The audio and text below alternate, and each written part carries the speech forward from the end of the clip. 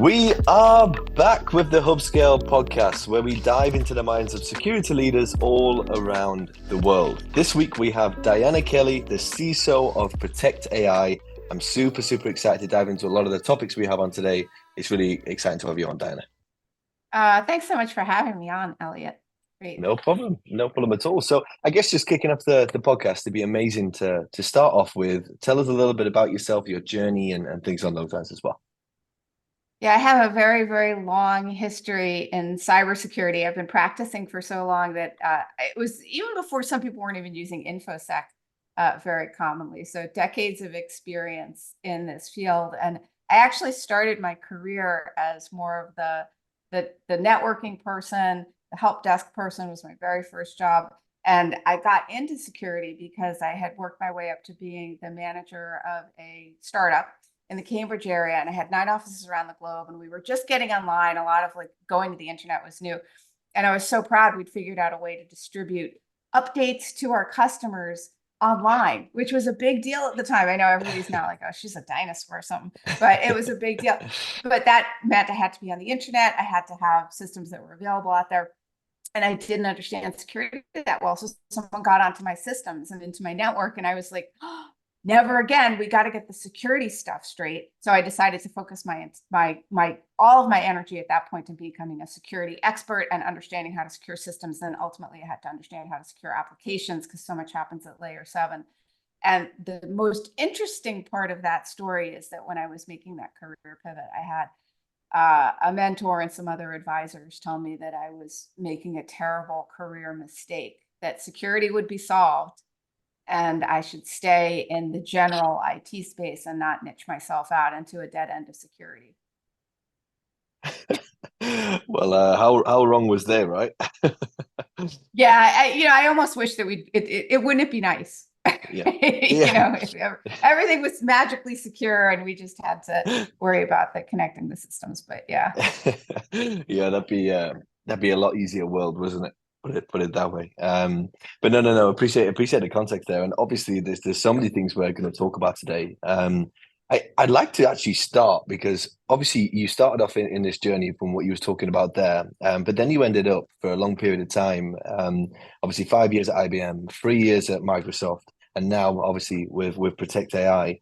Tell us about that journey, and then also tell us about the difference in organization and person you have to be in a Microsoft in comparison to a Protect AI, for example. Yeah, so the journey was I got recruited to, I was known as a black swan hire at IBM because they tend not to get executives. IBM, especially when I joined, was very much about acqui-hire. So they would acquire companies or getting folks early out of school and then growing them up in the IBM system. So coming in, I was a sort of a unique entity, and it's in large part because as I had mentioned, I realized I couldn't just understand how to secure networks. I needed to understand applications. So I'd gotten deeper and deeper in there. So my first job at IBM was security strategy for the application scanning team, which is DevSecOps tools to shift left, build security into the development lifecycle.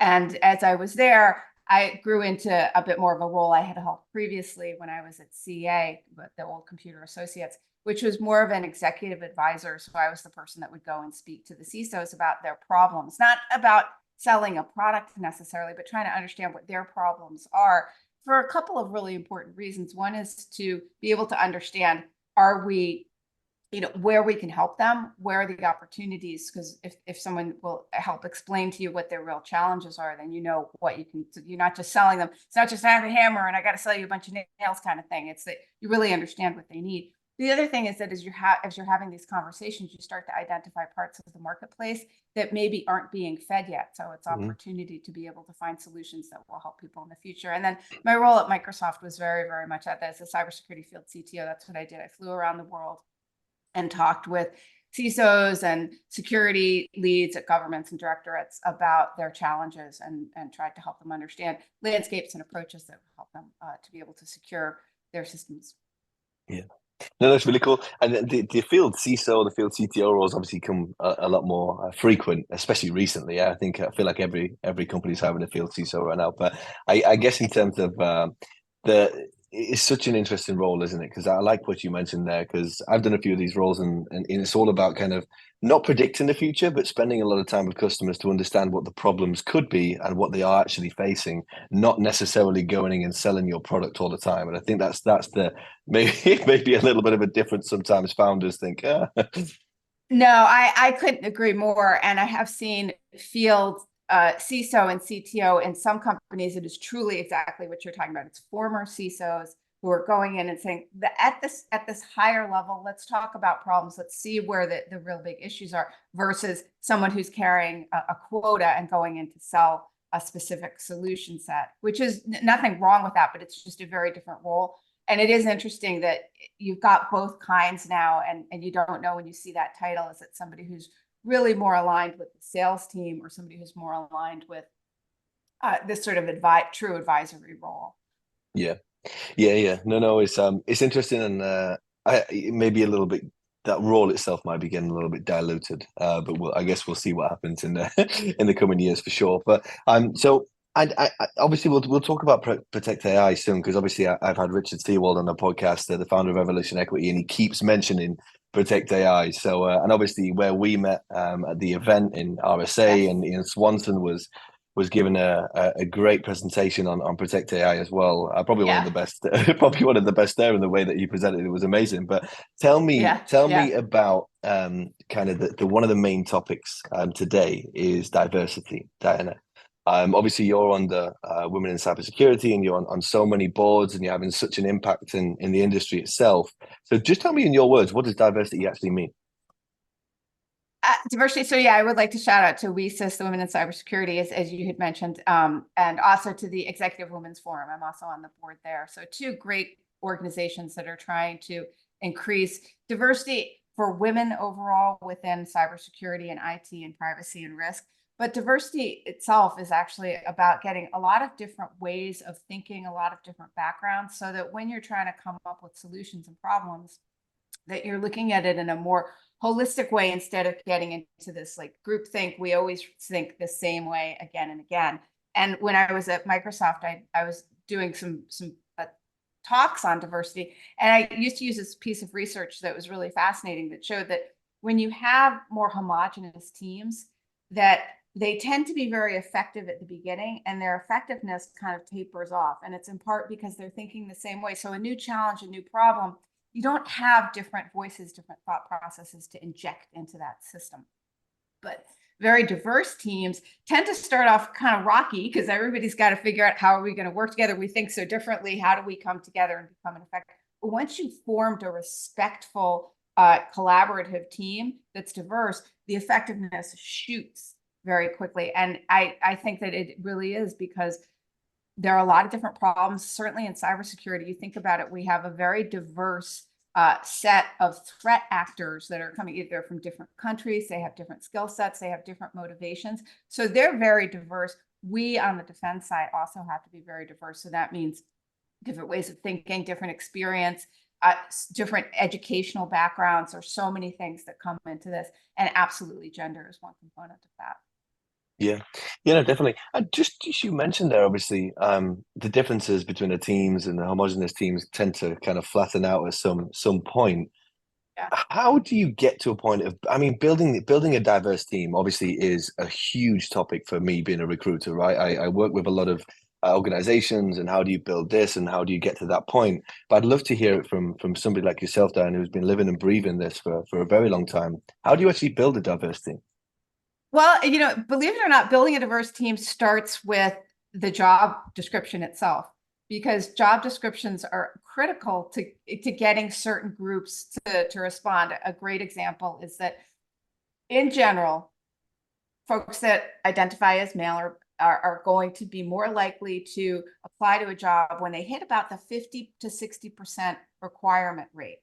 So if you put out a job that's a little bit of a kitchen sink, because you're thinking like, yeah, we're going to get people that hit around 50, 60, then where you're not going to get folks submitting for that job are women, because women tend to only apply for the job when they hit 90% or above. So if you are thinking, I'm going to ask for 10 things because I figured that most people will respond with 5 or 6, you've almost by definition lopped out that cohort that will only apply when they've got 90 to 95% of the requests. So being very, very strategic and surgical with the asks to make sure that if you really want these pieces of experience, make sure that you're very clear that that's what you want instead of overloading the job description.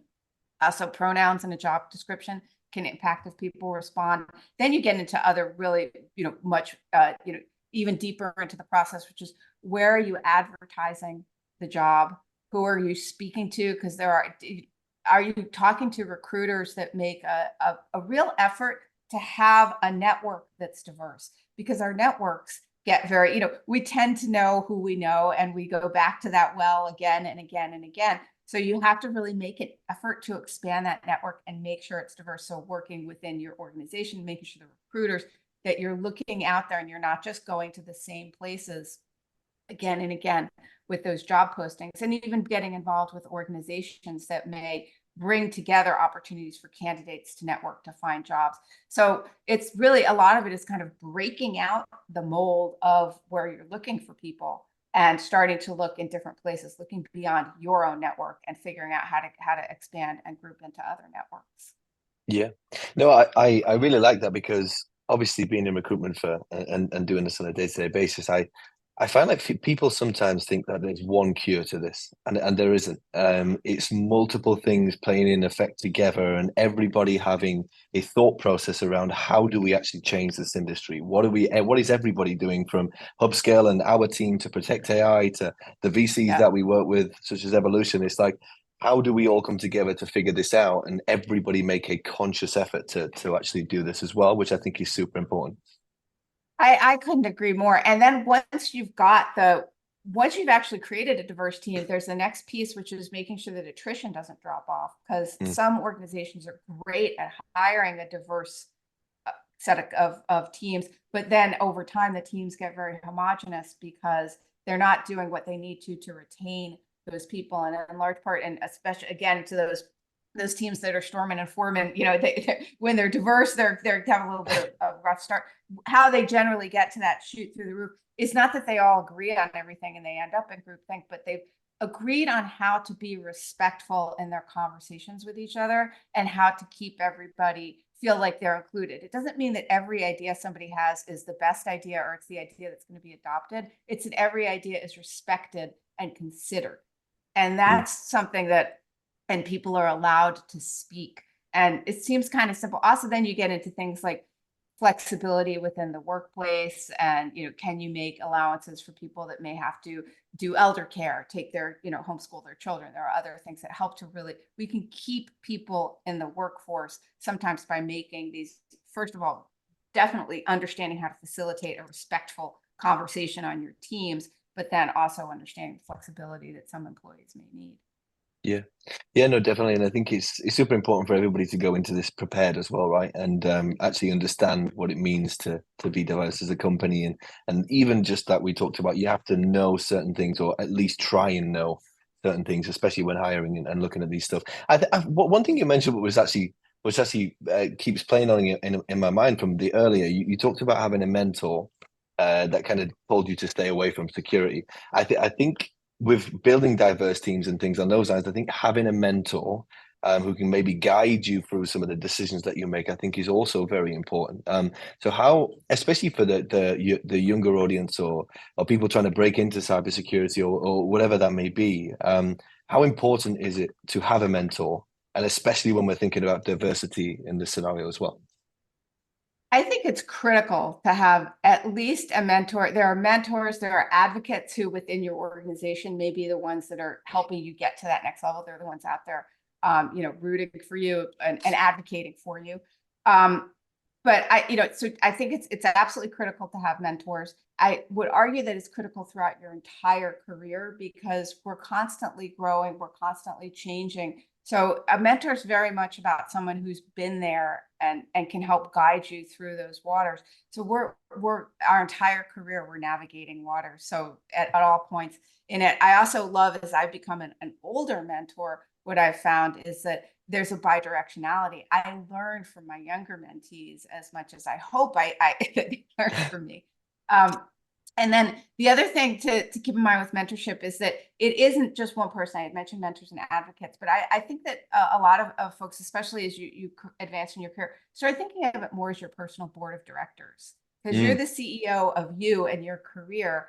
And a board of directors is chosen specifically for diversity, for different viewpoints, different superpowers to bring to the conversation. So you don't need to have a one size fits all mentor. If you think of it as a board of directors, you may have, or a board of advisors, you may have a number of people that you go to that have different viewpoints, different things, so they can help you get a more complete view of, some of the choices you have and some of the ways to approach problems as you grow in your career.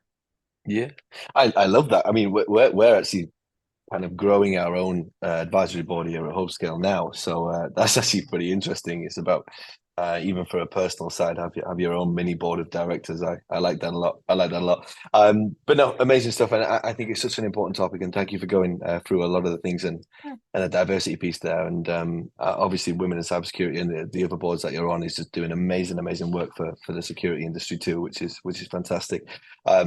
But moving on to Protect AI.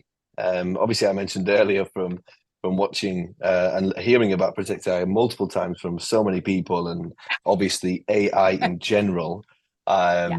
is just the buzzword, right? So, what does it mean to starting off? What is it to actually protect AI? Not actual, not saying protect AI, but how do Yeah. you actually protect AI itself?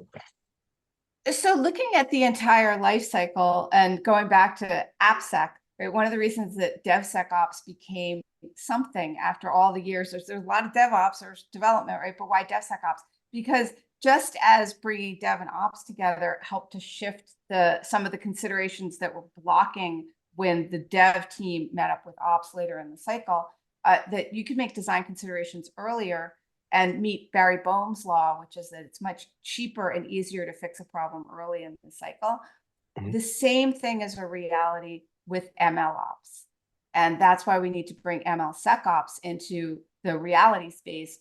That means shifting left within the development cycle, bringing security considerations and security tooling to the very beginning, the very instantiation of the process. So starting at scope, what are we trying to accomplish? Do we need AI for this? What kind of AI might we need to solve this problem? And then going into getting into the data preparation and the model engineering, but starting with security there and making sure that the processes are in place for the ML SecOps lifecycle and the tooling to be able to bring security into the ML SecOps lifecycle is there. And that's what was missing. That's the piece that Protect AI is filling, is that there have not been security tools for the ML operations lifecycle. And we have a platform that goes across the ML operations lifecycle from the very beginning, model scanning before you download a model from a site like Hugging Face, scan it to make sure that it doesn't have anything malicious in there, or there's no backdoor, for example. And all the way through deployment, when your LLM is out in deployment, we have a solution called Layer. I almost said the previous name for it. That's why I hesitated. We have a solution called Layer. You know how startups, we change names in the Oh, past. sure. All companies do, actually, even Microsoft. Anyway, so Layer, which is a product that for LLM providers gives you visibility, observability into what your LLM is putting out, and also what kinds of prompts are coming in. Because of course, we've seen with LLM deployment that pretty quickly there was this whole adversarial segment called adversarial prompts. And so machine learning prompts into your, I'm sorry, adversarial AI prompts into your LLMs, and those prompts trying to get the LLM to do something that it shouldn't, whether it's to release data that it shouldn't, that's sensitive, or to break out of its guardrails, jailbreak itself. But so that's it. So we create tools to secure your machine learning development and deployment lifecycle. Wow. No, it's amazing. I think obviously everybody's been talking about AI for so long, and it's interesting to see a few startups, obviously, Protect AI being one of the main ones to actually secure this, because nobody really Yeah. knows where it's going to go. But we need to make sure, surely, that we're actually Yeah. protecting and making sure that this is a safe thing to do. Um, but no, Yes. that's super interesting. Tell us more about where Protect AI is going to go, because obviously AI is going to be evolving rapidly over the next few years. I assume Protect AI will be keeping up with the pace as much as possible, I assume. Yeah, we're very lucky that we also, in addition to being a commercial company, we have a bug bounty program for open source AI and ML.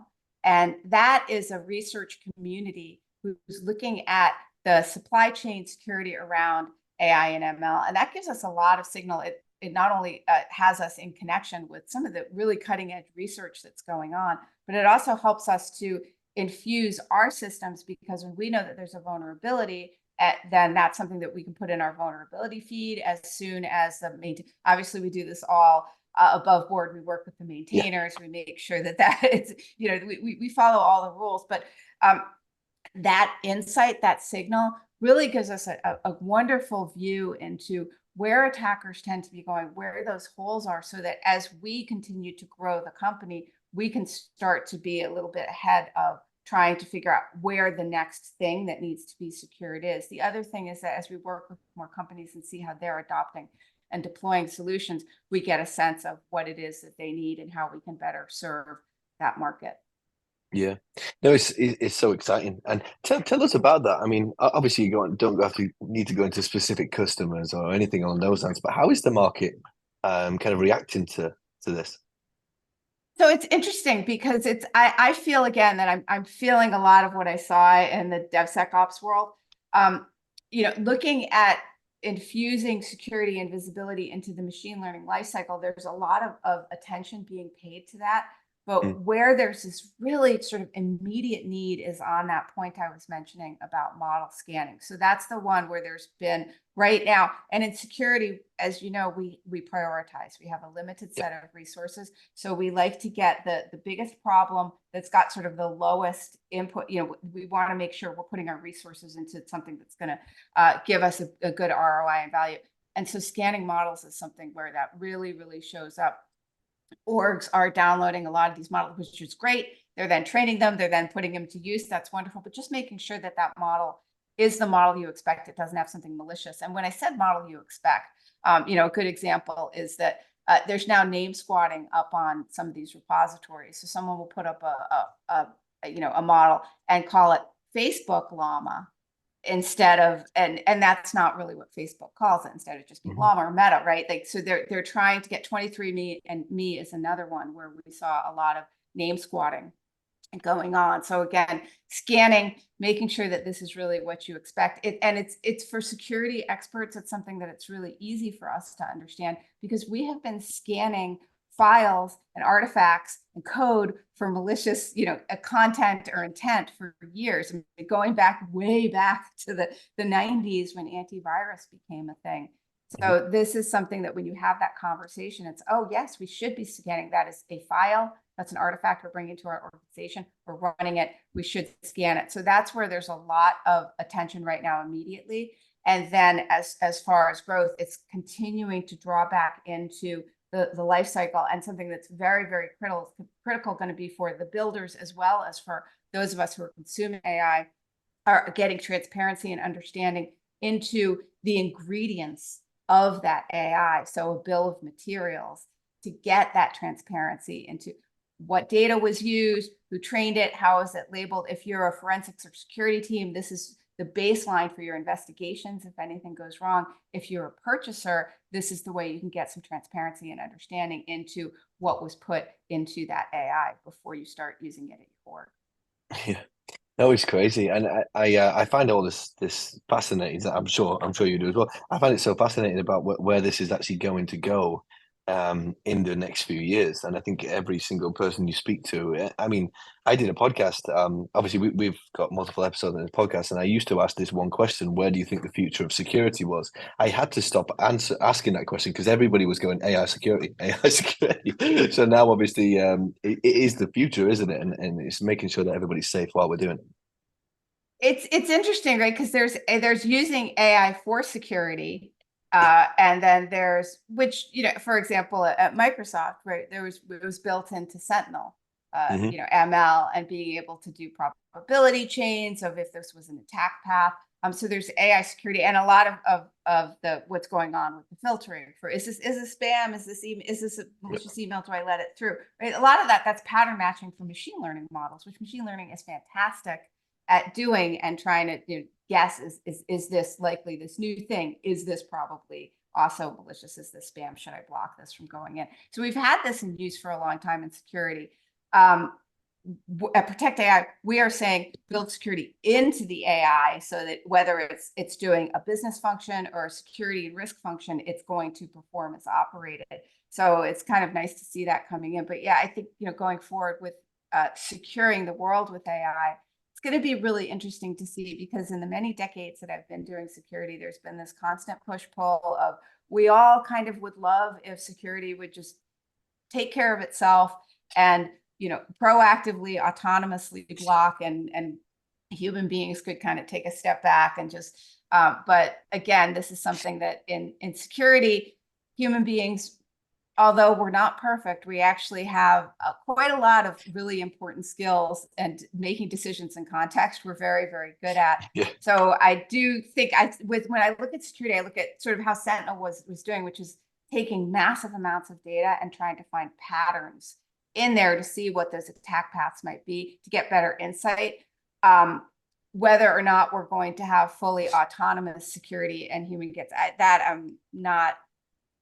I'm going to wait and see on that one. Yeah. But I really do love AI and ML for finding patterns and helping us to be better, or even getting us started in some things like policy creation. Yeah, get a template out of a chatbot. They've looked at a lot of different templates. Obviously, edit it yourself. The other thing where I've seen some really interesting movements in security is threat modeling, because threat modeling is a little bit like writing, in that it's very hard to sit down and start for a lot of organizations unless you've done it a lot of times. That threat modeling can feel a little bit daunting to start, and using tools to get that initial phase of the threat modeling. Here are the things that the tool would look at.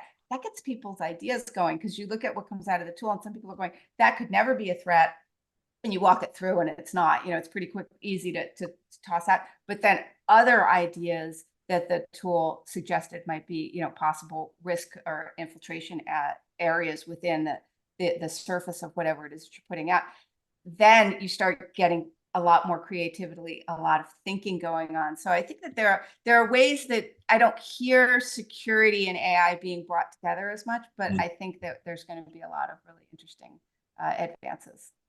Yeah, no, I can imagine there's going to be some crazy advances over the next few years for sure.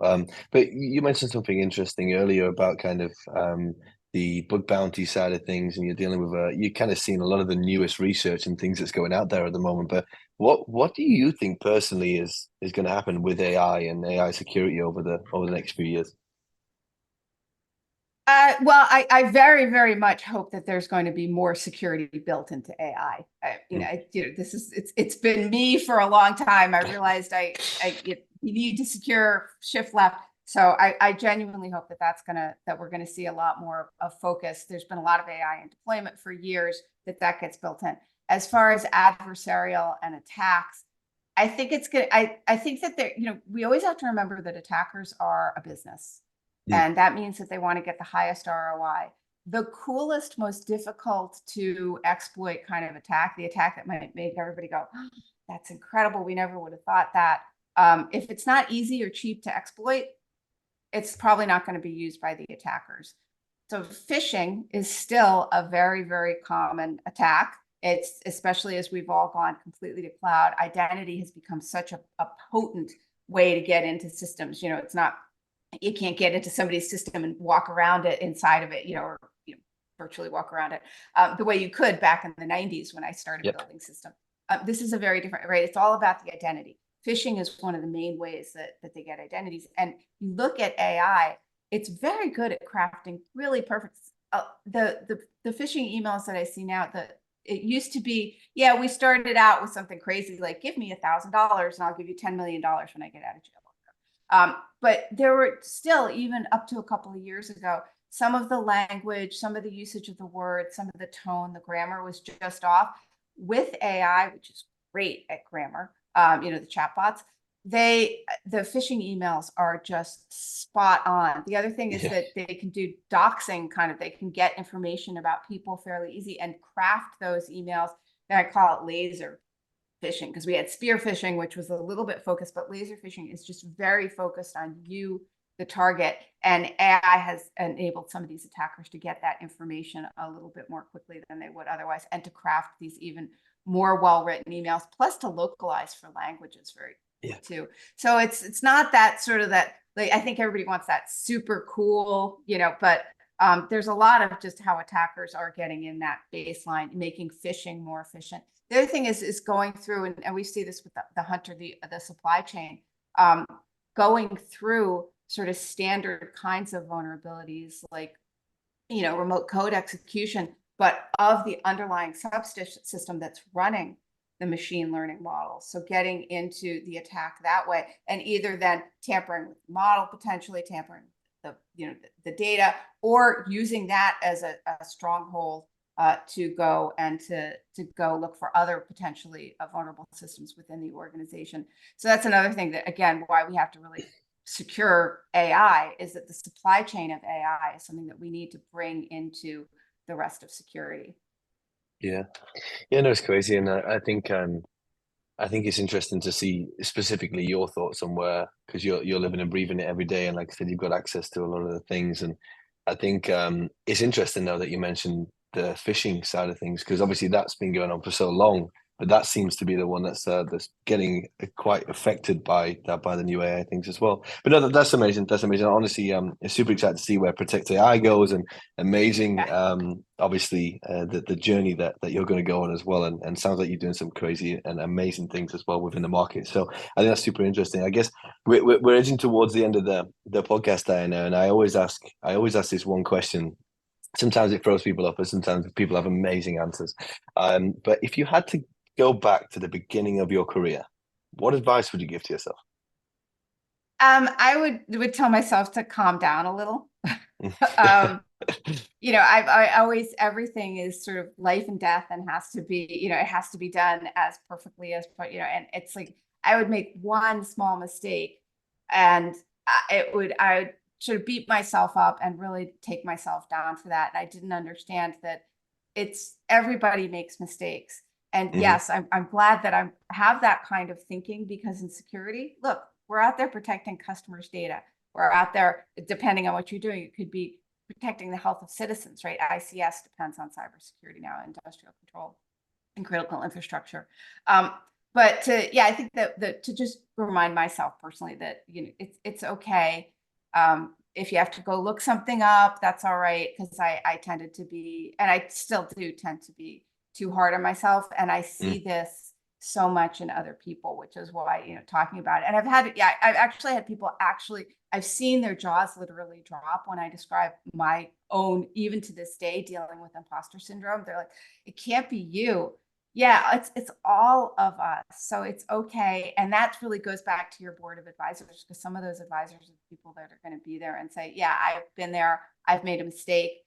And the most important thing, when you make a mistake, don't blame yourself, because that just pulls yourself down farther. You kind of fell off a little bit. You made a mistake, right? You went off the path you wanted, but you're going to take yourself farther if you beat yourself up. The most important thing when you make a mistake is to go back and do what every security program needs to do constantly, which is to understand, why did that happen? Do the root cause analysis. Think like a security person. What's the root cause analysis of that? And how can I strengthen my approach and how I respond to this in the future? How could I have prevented that personally? Just like we do after we have a vulnerability or breach, we go back, we find the root cause analysis and say, how do we strengthen our program?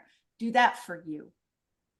Yeah, I think that's really powerful, actually, because I was listening to something the other day, and even just making a mistake, or you feel like something wrong has gone wrong in your life, but if you learn from that and it makes you a better person, or it makes you better at the next thing, then was it really a mistake? So, or was it really a bad thing, should I say? So all the bad things that happen in life, it's all about making the right decisions next to then make it not a mistake. It's just something that actually benefited you in the long run. Right. Strengthen and optimize. And I think for security folks, we know this because this is what we do with our program. So internalize it, do it for us too. Yeah. No, amazing stuff. And Diana, I really, really appreciate you coming on. And thank you for spending some time with us today. It's been a super exciting podcast. I learned a lot myself, and I'm really looking forward to maybe doing one in the future and seeing where Protect AI goes. All right. Build security into AI.